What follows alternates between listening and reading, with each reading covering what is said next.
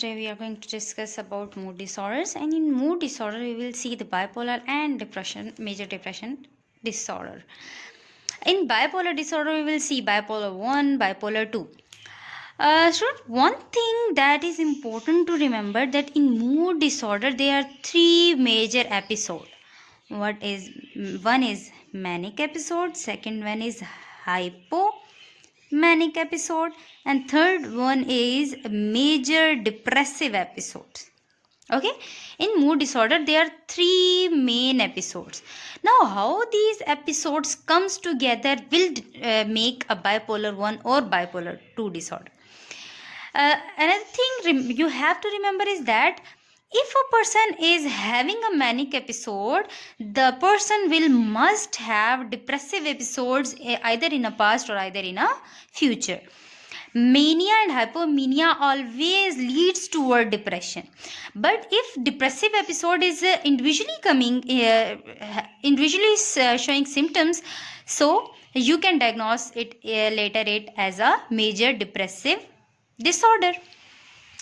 So and other cyclothymic and dysthymic disorder we will also see under this domain, mood disorders.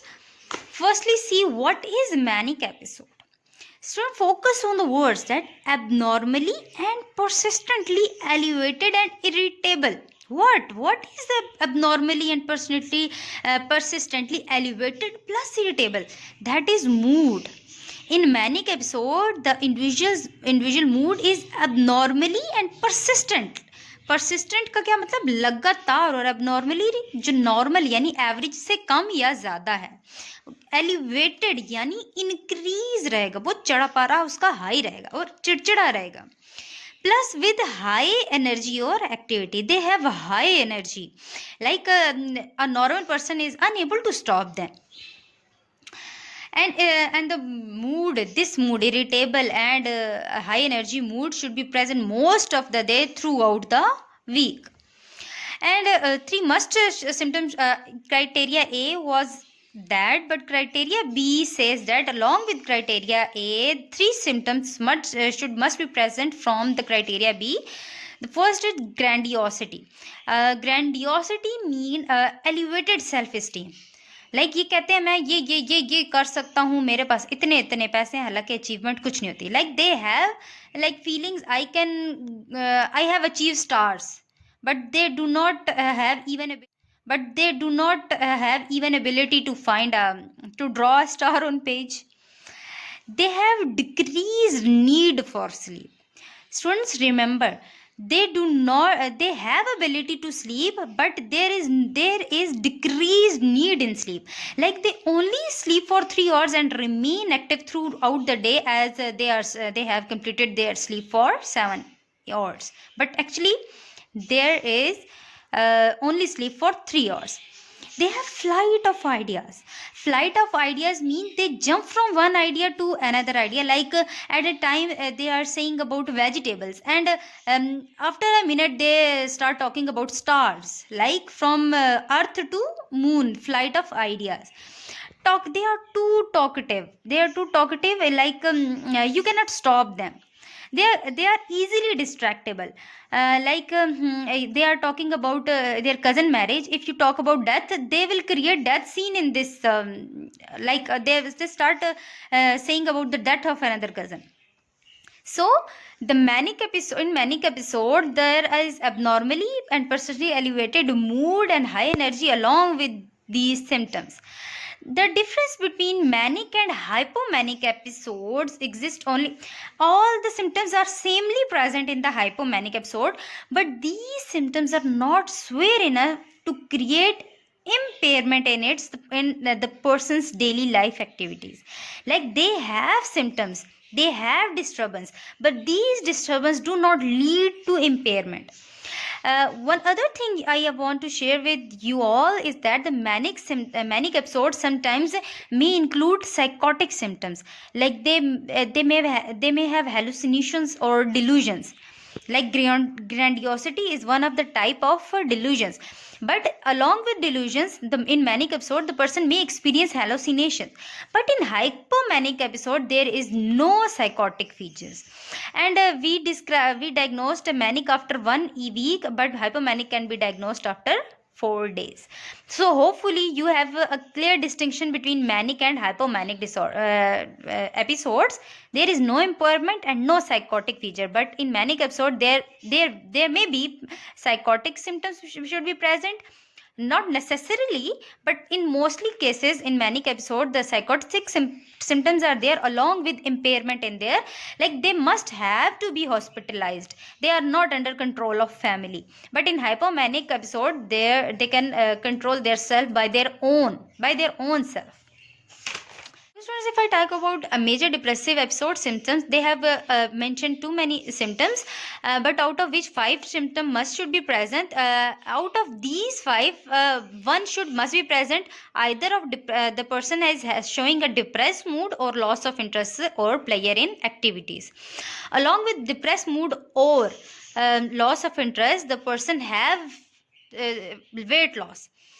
Without diet, without any disease, they are showing weight loss. And the other symptom is they may be insomnic or hyposomnic, like there is decreased sleep or there will be a increased sleep symptoms. A feeling of worthlessness is the important symptoms of depression. Low concentration, thinking, and high guilty feeling, like they have done nothing, but every wrongdoing they start guilty on their self, that I have done this is done due to me. And the recurrent thought of death, not only thoughts of death, they have suicidal ideation, I should die. And even some patient come with the proper plan, I will sleep under, like I will eat the medicines to become mortal.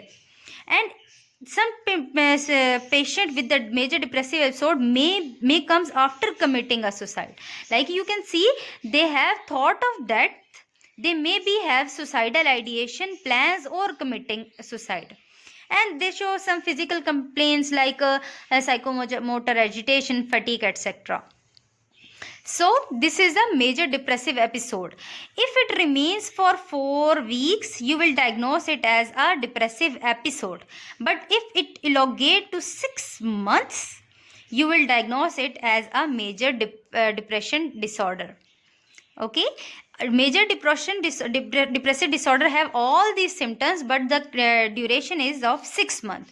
So if the patient comes to you with these symptoms like a depressed mood, weight loss, insomnia, worthlessness, guilty feeling, suicidal ideation, for 4 weeks you will diagnose it as the person is having a major depressive episode. But if the duration is elongated to 6 months, you will diagnose it as a major depressive disorder. Cyclothymic disorder is not too difficult to understand. It is basically a disorder. It is a disorder that is used to diagnose a person who is having a symptoms of bipolar 2.